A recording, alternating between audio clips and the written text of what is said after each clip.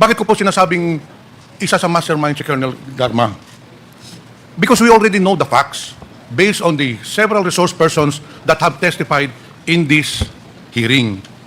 At lahat po doon sa mga affidavit ng tatlo, ni Jimmy Fortaleza, ni Leopoldo Ontalan, at saka ni Colonel Padilla, lahat po ay nagtuturo na si Royina Garma ang nag-utos na ipapatay yung tatlong Chinese national. Ngayon, Mr. Chair, balikan ko lang po si Colonel Padilla. Kasi nung tinanong po ninyo si Mr. Chair, si Colonel Padilla, nang tinanong niyo siya kung kilala ba niya si Colonel Garma. Ang sagot po ni Colonel Padilla, hindi ho niya kilala. However, Colonel Padilla, on paragraph 5 of your second supplemental affidavit, bago mangyari ang pagpatay sa tatlong Chinese drug nationals na nakatitain sa nasabing piitan, ay tinawagan ako ni Colonel Edelberto Leonardo. Itong si Colonel Edelberto Leonardo, ito po ang amo ni Colonel Garma sa CIDG sa Davao Station. Pagdating ko sa station ay nandun si Colonel Garma based sa sinumpaang salaysay po ninyo. Kinausap ako ni Colonel Leonardo ng mga 30 minutes at mga bla bla bla. Pero very clear po dito, Colonel Padilla, na nag-meeting po kayo bago nangyari yung insidente, bago po nangyari ang krimen, nakipag-meeting po kayo sa CIDG station in the presence of Colonel Leonardo and in the presence of Colonel Garba. Imposible naman po na nag-usap kayo na almost 1 hour, 30 minutes to 1 hour. At kaharap nyo si Colonel Leonardo at si Colonel Garma, hindi ho nyo maturo dito. Medyo napaka-imposible pong sitwasyon, Mr. Chair. So ano po ba? Kilala nyo ba si Colonel Garma o hindi? Baka nagbago ang itsura niya? Nagbago po ang itsura kasi slim pa siya nung nagkita kami, Your Honor, Mr. Chair. Ganun po ba? Opo. Pero alam mo nyo, based on forensics, ang tao po, pag maliit pa, hanggang paglaki niya, kahit na tumaba siya, kung kilala mo talaga siya, kung nakausap mo na siya, whether he became fat, whether he was thin, makikilala ho ninyo. Gaano ba katagal ang meeting ninyo with Colonel Leonardo and Colonel Garma? Wala pong mga 30 minutes lang, Your Honor, Mr. Chair. 30 minutes. Okay. So the fact, Mr. Chair, is that there indeed was a meeting in the office of the CIDG station wherein Colonel Garba is one of the main actors of this incident. Ito, inilalagay ko lang po ito sa record para yung buong salaysay ay malaman po ng buong madlang publiko. Para maintindihan po ng publiko na na-corroborate na po yung statement ng resource person na isa at saka yung resource person na si Jimmy Fortaleza. So Mr. Chair, I would direct my questions later on to Colonel Garma. Kasi yung po talaga ang ikang main actor po dito. I just wanted to put in record that indeed there was a meeting that was held in the CIDG station sometime between July and August, and that is where the plan was hatched to kill the 3 Chinese nationals. It was a conspiracy that started from the topmost official of the country all the way down to the lowly officials, pati yung mga gwardiya po, kasama po dito sa krimen na nangyari. So I will reserve my questions later on, Mr. Chair, to Colonel Garma. Thank you, Mr. Chair. Thank you, Congressman Pimentel. The next to interpellate is Congresswoman Jinky Luistro. You're Thank you, Mr. recognized. Chair. I wish to direct my questions to Colonel Garma. Colonel, ano pong tunay niyong pangalan? Buo na pangalan? Mr. Chair, Royina Marzan Garma. Pwede ko po ba kayong tawagin na Colonel Garma? It's okay, Mr. Chair. Yes. Alam po niyo, becoming a lady officer in uniform, that's one of my dreams. I was supposed to transfer to PNP, kaya lang patatakbuhin nila ako sa Oval, kaya bumalik na ako ng DOJ. Taga saan po ba si Colonel Garma? I'm from Solana, Cagayan, Region 2 po. Where's Cagayan? Norte po ba yan? North, yes, ma'am. Norte. Yes. Doon po ba kayo pinanganak sa Cagayan? Yes, Your Honor. Saan po kayo nag-aral ng elementarya? Solana, Cagayan. Cagayan. Your Honor. High school? Tugigaraw, Where's Tugigaraw? St. Louis College. Now it's St. Louis University, Your Honor. Nasaan po ang Tugigaraw? It's still in Cagayan. It's also in Cagayan. Yes. How about your college? Saan po kayo nakatapos ng kolehiyo? I finished my college sa Philippine National Police Academy, Your Honor. PNPA po? Diretso kayong PNPA? No, Your Honor. My before I entered PNP, I studied in Cagayan.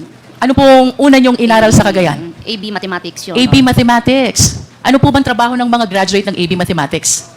As I understand, usually teacher, tama ho ba? Yes, Your Honor, but I dreamed to become a lawyer nung inaral ko po yun. Are you a lawyer as well? No, Your Honor. You plan to become a lawyer during that time? Yes, Your Honor. Thank you. And after finishing this AD Mathematics, ano pong sunod yung ginawa sa buhay?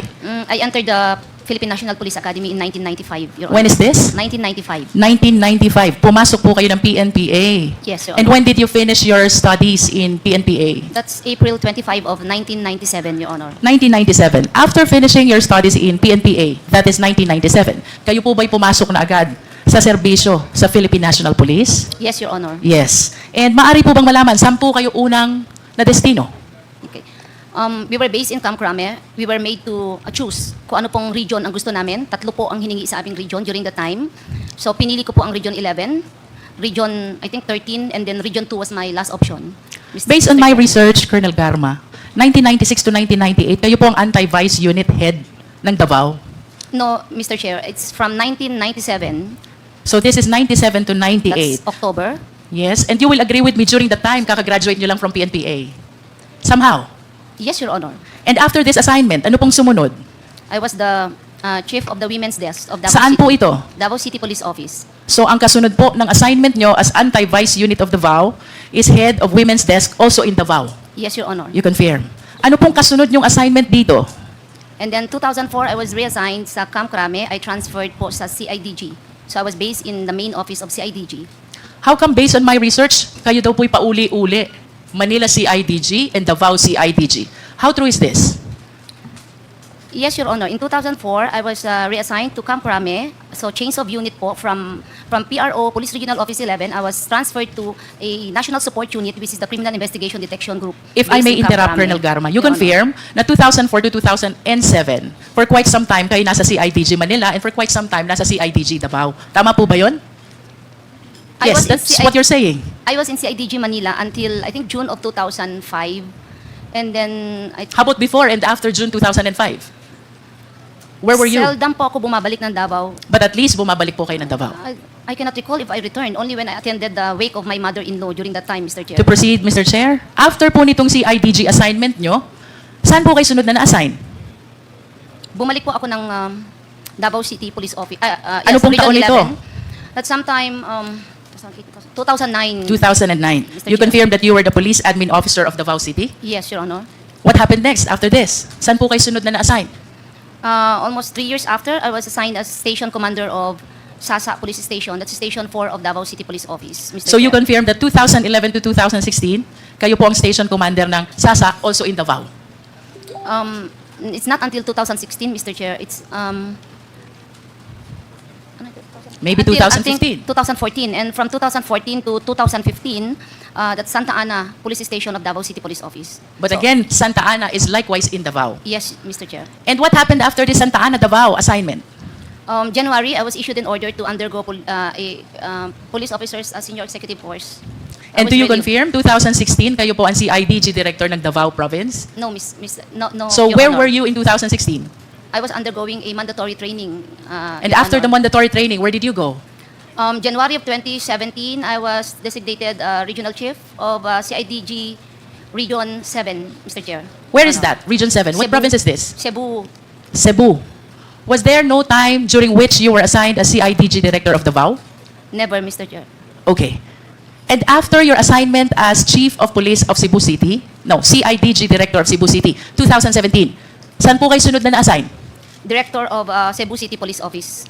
2018, director of Cebu City Police Office. And after your stint as Cebu City Director of Police, ano pong sunod ninyong pinuntahan? I retired early and I applied for the position of General Manager of the Philippine Charity Sweepstakes Office, Mr. Chair. Can you please share with us, ano po yung exact date na kayo ay na-appoint as General Manager ng PCSO? I think that's July of 2019. I think 2019. July 15, 2019. Mr. Tama Chair. po ba? Yes. Balikan ko po yung naging career nyo sa Davao. At ako po yung medyo napapaisip lang, kayo po'y taga-Norte, kayo po'y taga-Cagayan. Bakit po kaya kayo'y dito sa Davao halos nag-spend ng inyong career in PNP? Tama po ba yung observation ko? Yes. Almost Your your Honor. entire career was spent in Davao. Yes, Your Can you Honor. describe to us, ano po bang peace and order situation sa Davao from 1997 until 2015? It is very peaceful and it is one of the most livable city in the Philippines, Mr. Chair. Very peaceful and one of the most livable city. What do you think is the reason kung bakit po peaceful and one of the most livable city? I think because of the overwhelming support of the LGU sa police and the social welfare of Davao City is really working You in addressing mentioned- poverty. You mentioned about the overwhelming support of the LGU to PNP. Yes, Mr. Chair. Yes, Of course, it is a common knowledge as early as 1988, mayor na po ang ating dating Pangulo, former President Rodrigo Roa Duterte. Yes, Would Your you agree with me if I would say na kaya po peaceful at livable ang Davao is because of the leadership of the former President? Yes, Your Honor. You agree? Yes, I agree. And would you agree with me also if I would say, kaya po kayo nainganyo na dito manatili sa Davao, nagustuhan nyo ang leadership ng dating Pangulo sa Davao? No, Your Honor. So what is the reason? My ex-husband is from Kidapawan. Where's Kidapawan? That's Region 12. It's near Davao. Yeah, and he convinced me that Davao is better than I Cotabato understand. or Region 13. Colonel, of course you will agree with me that generally speaking, ang mga mayors po, may discretion yan kung sino yung mga police officers na magse-serve sa kanilang area of jurisdiction. Sumasang-ayon po ba kayo? Yes. That is a Yes, common Your knowledge. As a matter of fact, noon pong kayo na-appoint 1997 to 1998, anti-vice unit head of Davao. Hindi po ito mangyayari without the conformity of the former president. Tama po ba? Because he is the mayor. No, And the Your- mayor can say, I want someone else. No, Your Honor. I No? earned it, Your Honor. Okay. How about your appointment from 1999 to 2004 as head of Women's Desk of Davao? Don't you think ito po ay idinadaan at ikinukonsulta sa mayor before an officer is assigned? I am not aware of that policy during that time, Your Honor. Well, I'm sharing with you, Colonel Garma, that by way of general practice, kinukonsulta po ang mga mayors kung sino ang i-appoint na officer dun sa kanilang area of their jurisdiction. I'm speaking based on experience because I came from the LGU. How about your appointment from 2004 to 2007 as CIDG Officer of Manila? Paano po kayo napunta sa Manila? Mr. Chair, way back 2004, my marriage was on the rock. So I have to leave Davao because of a scandal. In other words, kaya lang po kayo umalis ng Davao during this time Yes. is because your marriage is failing already? Yes, Your Honor, and there was a big scandal, so I have to leave Davao. Thank And, you.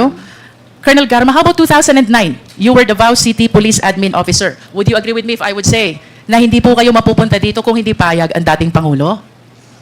No, Your Honor. How about your appointment from 2011 to 2016? Station Commander po kayo ng Davao? At ito po hindi rin mangyayari kung hindi payag at walang conformity ang dating Pangulo. Sumasang-ayon po ba kayo? Because it is a station commander position, it must be approved by the office of the mayor, Mr. Chair. So you agree? Yes, Mr. And I your agree. appointment in Santa Ana, Davao? This has to be with the conformity of the mayor as well. Tama po ba? Yes. Maybe yes, yes. And 2016, you were appointed as CIDG Director of Davao. No, January 2017. Ito po hindi rin mangyayari without the conformity of the former president. Do you agree? I do not know, Your Honor. And we have to remind the committee, Colonel Garma, that during this time, Pangulo na po ang dating presidente. He was elected 2016. So, the more reasons that we have to believe na mahirap pong magpa-appoint ng CIDG Director kung walang conformity ang dating Pangulo. If you allow me to explain, Mr. Chair, Can you just limit your answer to the question, Colonel? I do not know if there's an intervention or what. I just Okay. received the order that I have to report to Region 7 as the Director of CIDG. Thank you for your answer. Your We're Honor. taking your answer as it is. And 2018, kayo po'y na-appoint na City Director ng Cebu City. Yes, Your Honor. And based on my research, hindi po ito gusto ng mayor ng Cebu. And yet, you were appointed as Cebu City Director. Why? The position was offered to me by General Sinas, Your Honor.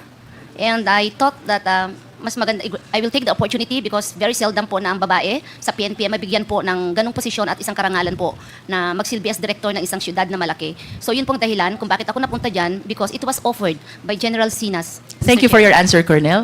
How about your appointment as PCSO General Manager? I applied for the position, Mr. Chair. Who was the appointing authority? The President, Mr. The Chair. President was the one who appointed you. At kanina po sinabi nyo na nag-retire kayo ng maaga. Yes, Mr. How Chair. early did you retire from the PNP to accommodate the appointment in PCSO? I served the Philippine National Police for 24 years, Your Honor. 24 years. Tama po ba yung kwenta ko na 10 years before your retirement ay lumipat na po kayo ng PCSO? 10 years? Yeah, yes. For I'm the correct. mandatory retirement, Mr. Chair. Okay Your po. Honor. At kayo po ba sasang-ayon sa akin if I would say, nang inaral nyo nung kolehiyo, AB Mathematics, leadership course, and public safety, these are all alien to the function of being a PCSO general manager. Malayo, di ho ba? I don't agree, Mr. Chair. We're taking your answer. Nonetheless, Mr. Chair, Colonel Garma, the reason why you were appointed for PCSO General Manager is because the President trusted you that you can discharge the function of this office. Tama po? Possible, Mr. Chair. Otherwise, hindi po kayo i-appoint kung hindi po kayo pinagtitiwalaan ng Presidente. Tama po ba? It's possible, Mr. Chair. And I wish to maintain my statement, Mr. Chair, na bago po ma-appoint ang isang opisyal ng PNP sa isang area of jurisdiction, as a general practice, we always consult the LCE or the local chief executive. In other words, Madam Chair, Mr. Chair, I wish to state that the reason why almost the entire career in PNP of Colonel Garma was spent in Davao, the reason why he was appointed in Cebu City as City Director, and the reason why he was appointed as PCSO General Manager is because pinagtitiwalaan po siya ng ating dating Pangulo, former President Rodrigo Roa Duterte. You need not answer this question, Colonel Garma. Tanong ko po sa inyo, do you trust the former President in the same way that he trusted you? Pinagtitiwalaan nyo din po ba siya kung paano niya kayo pinagtitiwalaan? Mr. Chair, can you, in what aspect, Mr. Chair? If I want that to be clarified. It's a Siguro, very let vague us talk question. about your career in the PNP. Let us talk about your position as General Manager of PCSO. Kayo po'y pinagtiwalaan ng Pangulo, dahilan kung bakit kayo naging matagumpay sa inyong career sa PNP. Kasama na po yung appointment nyo as PCSO General Manager. Ang maliwanag po, Colonel, malaki ang tiwala sa inyo ng dating Pangulo. You need not answer that. Ang tanong ko po sa inyo, kayo po ba nagtitiwala din kay Pangulong Duterte? Of course you do. Of course, yes, ma'am. Yes, Otherwise, hindi nyo po tatanggapin itong mga appointment na ito sa Davao, including your appointment as PCSO General Manager. At yung pong tiwala, yun po'y ina-earn. Tama po ba? And I must say, ito po'y nag-umpisa sa inyong paghanga sa kung anong mayroon sa Davao. You admired his leadership.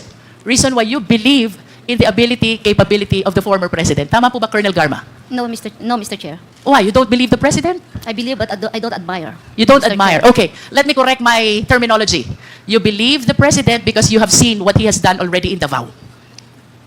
Because you said earlier, livable and peaceful city ang Davao. And it is because of the leadership of then Mayor, the former President Rodrigo Roa Duterte. Tama po? Yes, Mr. Part of that. Yes. And kasama po sa paniniwala nyo sa leadership, you also believe in his programs. Tama po ba? Part of that, Mr. Chair. Yes. In other words, kayo po'y naniniwala din sa ipinaglalaban niyang dapat supilin ang droga sa Pilipinas. Naniniwala po kayo. Yes, Mr. Chair. And naniniwala din po kayo na dapat mawala lahat ng mga drug lords at lahat ng mga sangkot dito sa dangerous drugs operation. May I ask what it Naniniwala din po kayo na dapat mawala lahat ng mga drug lords. means? Hindi po yung term na mawala, Mr. Chair. I think justice should be served, but Yes, not mawala. justice should be served. Yes, Mr. And Chair. in conclusion, Colonel Garma, naniniwala po kayo sa war against drugs. I believe in the part ng program. Kasi po, if I can explain my answer, Mr. Chair, Wait, there's ilang parte ho ba mayroon ang program ng war against drugs? intense police operation and police community relation with intense police patrol, Mr. Chair. So, So which part do you believe and which part you do not believe? community relations and intense police patrol. Because So you believe in both? Alin po yung sinasabi niyong naniniwala kayo sa isang parte? Aling parte ho ang hindi niyo pinapaniwalaan? I am more focused on police patrol, Mr. Chair. You can believe in police patrol? intensified police patrol using the quad operations concept, Mr. Chair. And the first part is, Community relations. you believe also in community relations? Yes, Mr. In Chair. other words, you believe in the entire package of the war against drugs. Tama po? Of course, the quad concept of operation should work hand in hand, I'm Mr. talking Chair. about the war on drugs in its entire context, the way it was launched by the Philippine National Police with the support of the former president. Naniniwala po ba kayo sa war on Yes, drugs? yes, Mr. Chair. Yes, you do believe. Yes. And do you confirm, Colonel Garma, kanina po tinuro kayo ni Fortaleza, kaklase niyo daw siya. Yes, Mr. You Chair. belong to class 1997. Yes, Your Honor. How about Superintendent Padilla? Do you know him? I've met him once, Mr. Chair. You've met him once. Yes, Can you Mr. enlighten us? Saan niyo po ba nakilala si Superintendent Padilla? Your Honor, I met him when I passed by at CIDG 11 sometime in 2016. And can you tell us the reason why you passed by NCITG 11 in 2016? We are actually preparing for our thesis, and my, Your Honor, my subject is about the interagency what is this, response or on illegal drugs. So I have to pass by there, and I would like to get some documents for my research. So it's about the thesis. Yes. The reason why you happened to see Yes, Mr. Chair. Superintendent Yes, Your Honor. Padilla. Yes, The reason Your why you were in CIDG 11 is because of thesis. Yes, Your Honor. But can you enlighten us, why was Superintendent Padilla there in the office? Was he part of the thesis? I do not know, Your Honor, why he was there. But you told us that you met him there. Ano pong dahilan nandun si Superintendent Padilla? Nung po dumaan ako, Your Honor, it is, nasanay po ako sa courtesy to pass by the office of the head. Who was the head during the time? It was Colonel Leonardo. So, can you again tell us what year is this and month if possible? I think it's just July of 2016. In other words, you Very sure, Your Honor. confirm that one time in July of 2016, you happened to meet Superintendent Padilla and Colonel Leonardo. I You do not- confirm that? Yun na po yung sinabi nyo kanina. Yes. Nag-pass by kayo. Yes, Your Honor. You I confirm passed by. that? Yes. Yes. Kanina po you also admitted kaklase nyo si Fortaleza. Do you recall any incident na dinalaw nyo si Fortaleza sa Davao Penal Farm Colony? Yes, Your Honor. When was this? I think it was also July of 2016, Your Honor. July ulit.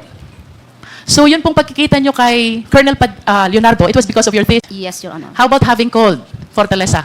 No, Your Honor. Hindi nyo po tinawagan si Fortaleza. Never po. Okay. July 2016, na-meet nyo po si Superintendent Padilla at si Colonel Leonardo sa CIDG. And then July 2016, dinalaw nyo po ang kaklase nyo si Fortaleza during the time nakadetain siya sa Davao Penal Farm and Colony. Kasama nyo ang kaklase nyong si Grijaldo at ang dati nyong asawa si Colonel Villela. Yes, Your Honor. Tama po ba? Yes, Your Honor. Nasaan po kayo Mr. during Chair, this time? Pakiulit lang po yung sagot niya kanina na ang sabi niya, never na tinawagan niya si Jimmy Fortaleza. Never. Pakiulit nga po yung sagot niyo. Can you please mention again, articulate again your answer to my earlier question? May naaalala po ba kayong pagkakataon na tinawagan nyo 2 beses si Fortaleza? 3 pa nga yata eh. Wala pa ako Mr. Chairman, naalalang... Mr. Chairman, before, Yes. just quick lang po, Mr. Chairman. I just remind Colonel Garma, you're under oath. Yes, Mr. If Chair. we prove that indeed you're lying, we might cite you in contempt. Yes, Mr. Chair. Thank you, Mr. Chairman. I'm about to wind up, Mr. Chair. During this time, July 2016 and August 2016, nasan po ang assignment ninyo, Colonel Garma? I was undergoing schooling, so I don't have a unit or assignment, Your Honor. Wala pa po kayong unit assignment. Yes, wala pa akong office, wala po. But considering that almost your entire career was spent in Davao, I think it is reasonable to believe na kahit papaano, alam nyo po yung mga nangyayari sa Davao. Somehow, yes. Yes or no? Hindi ho lahat, Mr. Chair. Your Some. Honor. Would you say yes? Your Honor, hindi kasi ako mahilig lumabas, magkipag-socials. Okay, let me be sometimes I'm not specific, even Colonel updated, Garma. Except kung trabaho ko po yun, Mr. Did Chair. you come across the killing of 3 Chinese nationals in Davao Penal Farm and Colony? Of course, nabalita po narinig namin, yes. Saan nyo po nabalita? Hindi ko na po ma-recall, but napag-uusapan Sino pong kausap nyo sa usapan na sinasabi nyo?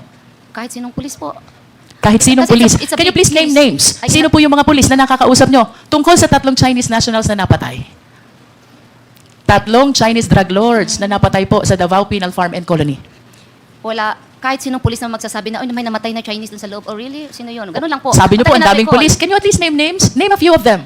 Na nakausap nyo at nagsabi sa inyong may napatay na 3 Chinese drug lords sa Davao Penal Farm.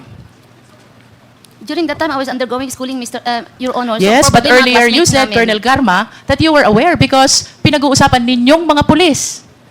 Now tell us, I sino cannot- po yung mga pulis na nakausap nyo? Hindi ko na po maalala, Mr. Hindi nyo na po Maraming maalala. pulis po. It's a very impossible na hindi maging news po yan at hindi pwedeng pag-usapan, Mr. Chair. Precisely, Colonel Garma. Yes. Maraming salamat po. I am done for now, Mr. Chair. Thank you, Chairman. Congresswoman Luistro. Yes, Just quick lang, Mr. Chairman, because when Colonel Padilla was asked to pinpoint Colonel Garma, hindi niya pa daw na-recognize. Then, nung second question, sabi niya daw nagbago ng mukha. Okay, ito, Mr. Chairman, I have a picture with Colonel Garma, together with the President, Duterte. Old picture to ano lang po, paki-confirm na if indeed this is the picture. Ito yung Garma na kilala mo dati. Comsec? Kasi walang salamin yan. Hindi nakasalamin eh. Nakasalamin na ako. Anyway, paki-confirm lang. Ina, Comsec. Comsec dito, kay Colonel Padilla. Colonel, do you confirm na yan yung Padilla, yan yung Garma na nakita mo noon? Yes, Your Honor, Mr. Chair. Thank you, Mr. Chairman. Just to confirm na indeed, nakita niya si Colonel Garma. Thank you, Mr. Chairman. Thank you, Congressman Paduano. So the next to interpolate is Congresswoman Pami Zamora. You're recognized.